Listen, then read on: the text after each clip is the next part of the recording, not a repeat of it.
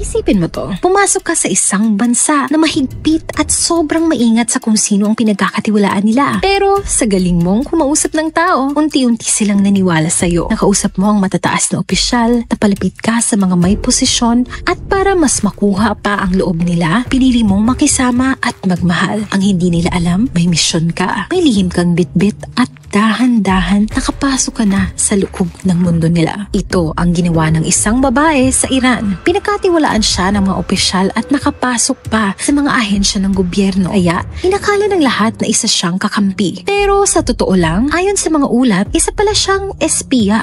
Pinaniwala niyang lahat na isa siyang Muslim. Pero sa bandang huli, umamin siyang isa siyang Hudyo at posibleng konektado sa Israel. Sinasabing nakuha niya ang loob ng mga opisyal pati ng mismong presidente. May mga nagsasabi pa nga na siya ang dahilan kung bakit may mga strike na tumatama sa loob ng Iran mismo.